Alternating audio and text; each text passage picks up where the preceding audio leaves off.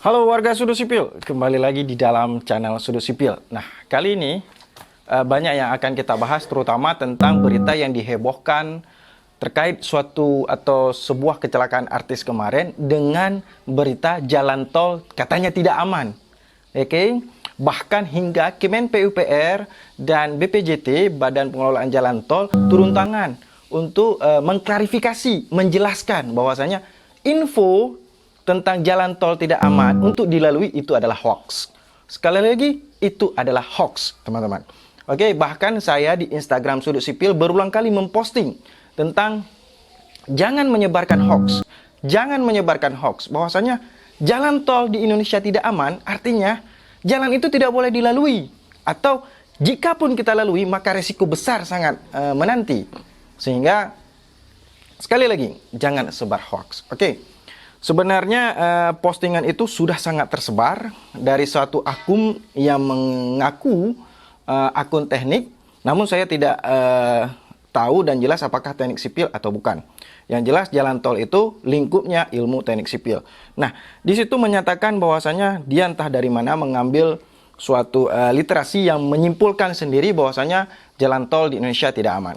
Oke, sekali lagi jalan tol di Indonesia itu aman. Karena Kemen PUPR sudah menjelaskan, sebelum jalan tol itu digunakan, dibangun, mulai dari tahap feasibility atau studi kelayakan, itu dihitung, dilakukan perhitungan teknis secara menyeluruh. Mulai dari perhitungan struktur, keselamatan, safety factor, bahkan tingkat kejenuhan atau tingkat manusiawi pengendara tersebut.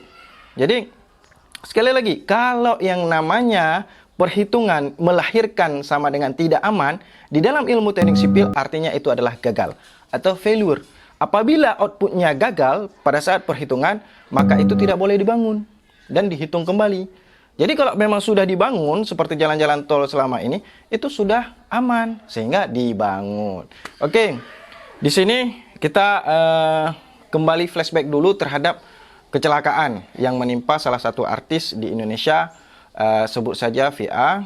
Saya tidak terlalu mengikuti, namun gara-gara postingan jalan tol tidak aman, saya turut mengikuti perkembangan berita tersebut. Nah, di situ disebutkan pada suatu postingan, bahkan saya di Instagram Sudut Sipil itu banyak sekali di tag tentang ataupun di-mention tentang jalan tol tidak aman itu, pernyataan itu.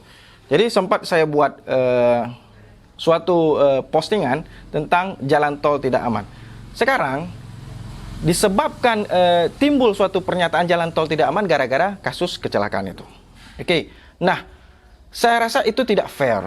Kenapa? Karena jauh sebelum itu juga terjadi kecelakaan-kecelakaan. Kenapa tidak dilakukan atau dikeluarkan suatu pernyataan jalan tol tidak aman? Kenapa baru sekarang?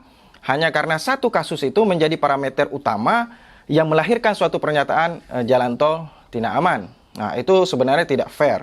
Nah, terkait kecelakaan di dalam suatu jalan, itu tidak serta-merta yang disalahkan adalah jalannya.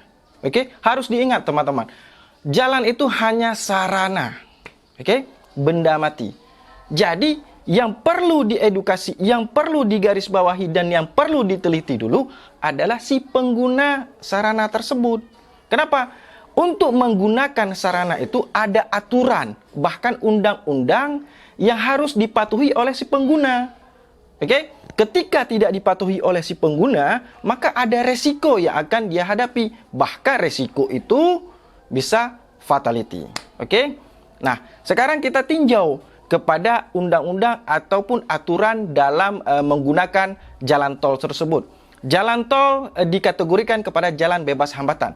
Artinya, tidak ada persimpangan, tidak ada hambatan apa-apa.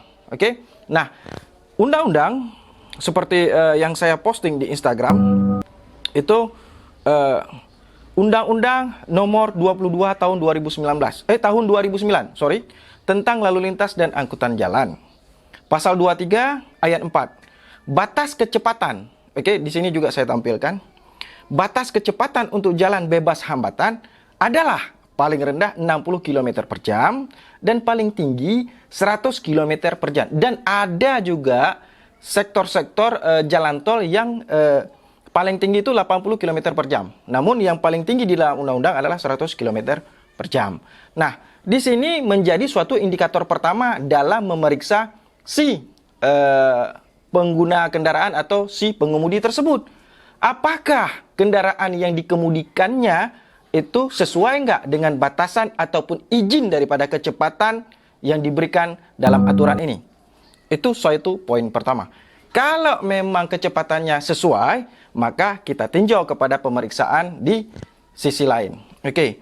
Dan informasi yang kita dapatkan bahwasanya kecepatannya itu melebihi daripada laju kendaraan yang dibolehkan atau yang diizinkan pada lalu lintas jalan tol tersebut.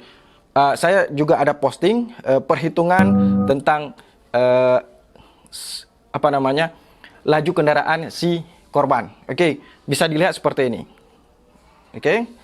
Nah, di situ menurut perhitungan data dan menurut pemaparan daripada Roy Suryo, pakar telematika, bahwasanya waktu tempuh dia itu 44 menit sehingga melahirkan kecepatan rata-rata dia adalah 160 km per jam. Dan itu sungguh luar biasa, sudah berada di atas izin ataupun batas maksimal daripada kecepatan yang dibolehkan pada lalu lintas jalan tol atau mobil yang melintas. Jadi di situ yang pertama. Yang kedua, dalam aturan pas undang-undang yang tadi juga menyebutkan bahwasanya si pengemudi wajib istirahat apabila dia melakukan perjalanan selama 4 jam. Oke? Saya baca, bisa saya tampilkan juga di layar, bahwasanya yaitu aktivitas mengemudi paling lama 8 jam dalam satu hari. Artinya kita melakukan perjalanan itu, aktivitas mengemudinya paling banyak itu 8 jam dalam satu hari. Dan pengemudi wajib, ini katanya wajib ya, bukan sunat, tapi wajib beristirahat minimal 30 menit sekali setelah menempuh perjalanan selama 4 jam. Oke? Kenapa diberikan kata-kata wajib di situ? Karena ini sangat mempengaruhi daripada konsentrasi si pengemudi. Jika si pengemudi ngantuk, jika si pengemudi lelah, jika si pengemudi letih, maka akan berefek kepada konsentrasi dalam mengemudikan si kendaraan tersebut. Jadi efeknya ya bisa bahkan hingga mencapai fatal. Oke teman-teman, itu sekilas daripada menanggapi hoax isu yang kemarin tentang jalan tol tidak aman. Ini mungkin part pertama. Besok kita lanjut lagi tentang jalan tol apakah aman atau tidak aman. Oke, silakan di-share.